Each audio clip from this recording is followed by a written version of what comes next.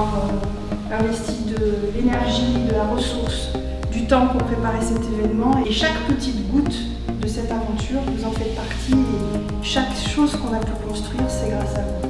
Cette année, c'est l'appel du large. Donc, on est tous tournés vers l'océan. C'est pour ça qu'on est à La Rochelle. Désireux de mener des initiatives en faveur de l'innovation et en faveur du respect de cet environnement. À quel appel du large n'avez-vous pas encore répondu? Le Néo Tour, pour moi, c'était d'abord une nouvelle expérience qui a été vraiment très sympa à la fois à organiser, à préparer et à vivre. Et puis, je suis venue chercher après, je pense comme tous les autres, des rencontres. À la fois faire des rencontres et puis également essayer d'en provoquer. Ce que j'aime dans les initiatives comme le Néo Tour, c'est d'abord qu'on sort un peu du cadre. Dans la fameuse volonté de business détente auquel Karine tient beaucoup, c'est vrai que c'est quelque chose qui ouvre d'autres possibles. Il faut qu'on puisse aller d'un pôle à l'autre en passant par des zones tropicales. On a juste une exigence un peu particulière, c'est le zéro impact environnemental sur la partie opérationnelle. Il y a une règle, 3 spécialités en même temps au moins, dont une spécialité de sciences humaines. On va les amener à préparer, à prévoir des programmes de recherche scientifique à plusieurs spécialités et on va les amener à prévoir le travail pour eux et prévoir le travail ensemble. Il y a une partie assez importante du groupe scientifique qui est prête à ça. Il faut qu'on puisse agir plus vite sur la partie compétences et connaissances de ce monde-là et il faut qu'on puisse après aussi influer sur les gens qui ont des choix à faire.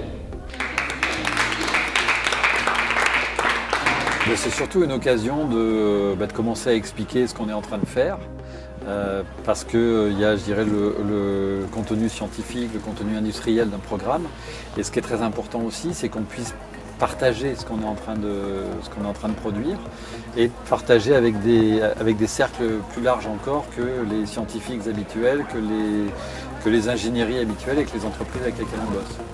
Je pense que par période, on a besoin de faire le point avec des professionnels à la fois de notre secteur, mais aussi de disciplines un petit peu transversales. Et je vois que les choses évoluent. Et à un moment donné, si on n'échange pas avec les autres, on peut effectivement se scléroser et ne plus avoir cette motivation de l'innovation, de la remise en question.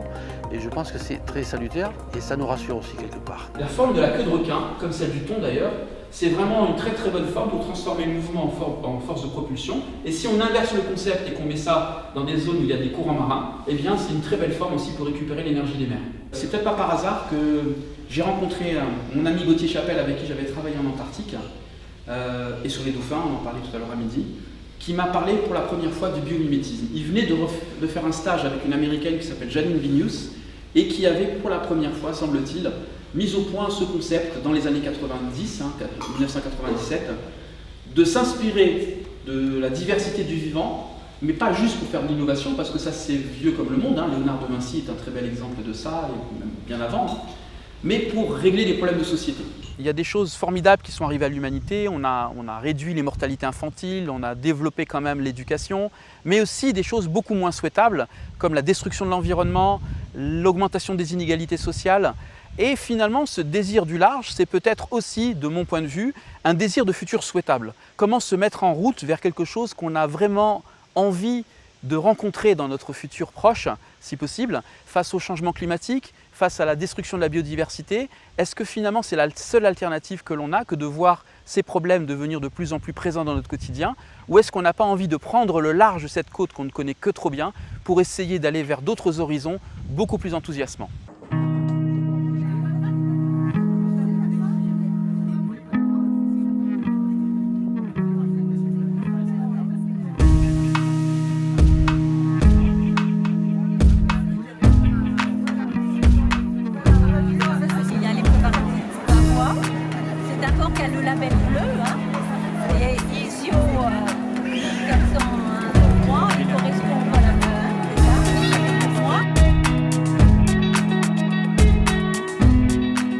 En Afrique, quand vous êtes orphelin, vous n'êtes pas dans la rue, ici, ça peut arriver, mais vous avez toujours la grande famille qui vous accueille.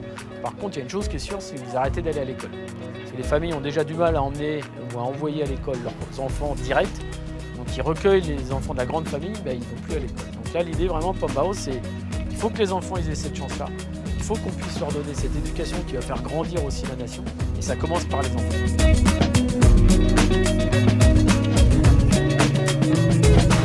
C'est vrai que là, on s'arrête un peu, on prend un peu de temps, on rencontre les gens, on discute, et puis il y a clairement des thèmes qui arrivent, qui nous sont présentés, qui permettent un peu d'alimenter une réflexion commune. Et c'est vraiment quelque chose qui est riche, et on en ressort avec parfois plus de questions que de réponses, mais c'est ce qui fait aussi la richesse de l'événement.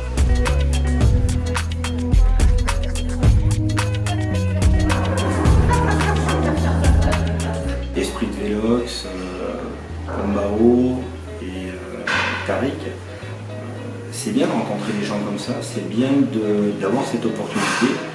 Je pense que ça ouvre un peu l'esprit et puis ça va permettre de diffuser toutes ces belles informations et pourquoi pas de mettre d'autres personnes en contact.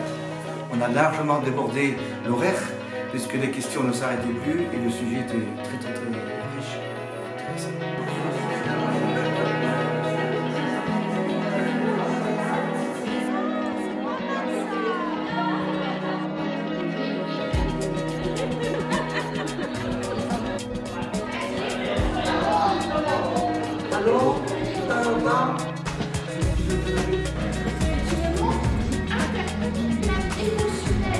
Je vous demande de prêter beaucoup d'attention.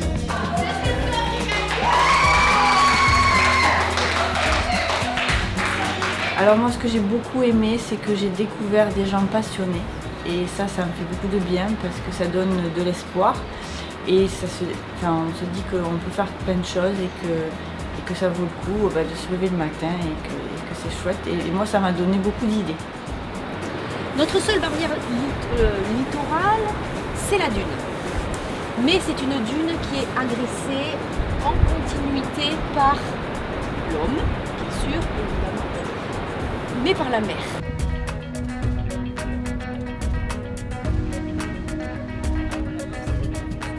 Voilà. C'était un bon moment collectif et humain et en même temps un moment qui fait cranter les consciences, je pense. L'ingénierie à l'état pur. Pour moi, c'est dans le sens de l'histoire, à savoir développer les liens, développer les relations, développer la conscience et la collaboration.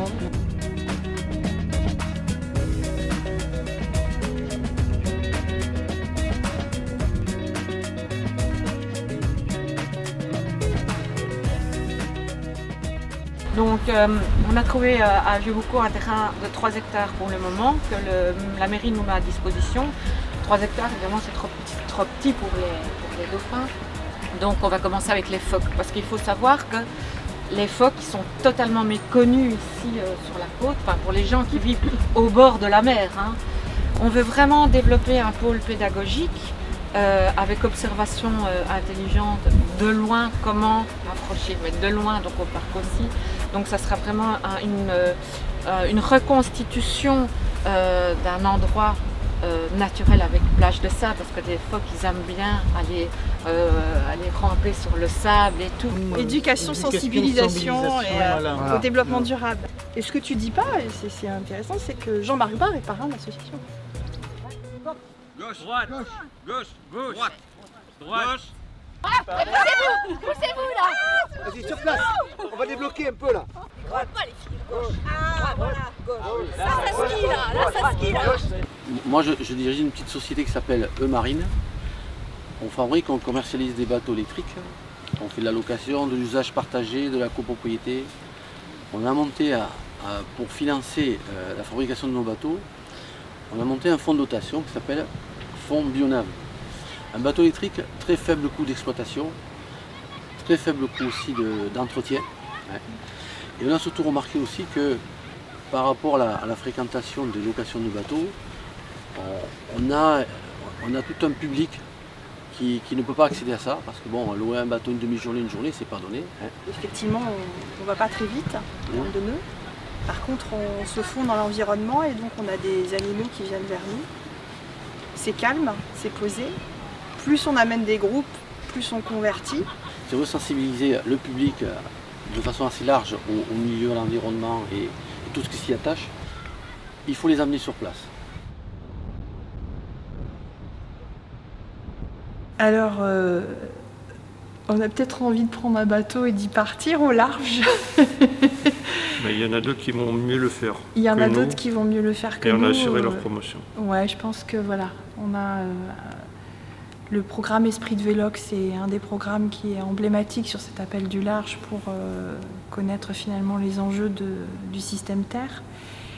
Mais Bionave, qui est plus modeste, plus local aussi, a été valorisé et va pouvoir se déployer. Et tous les autres projets en Afrique ou sur les mammifères marins sont également en résonance.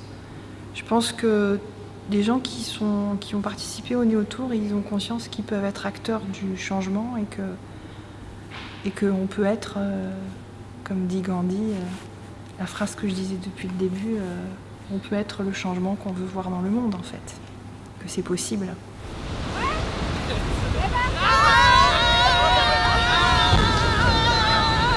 Si je devais choisir un mot pour qualifier ce Néotour, je dirais ouverture. Partage, découverte,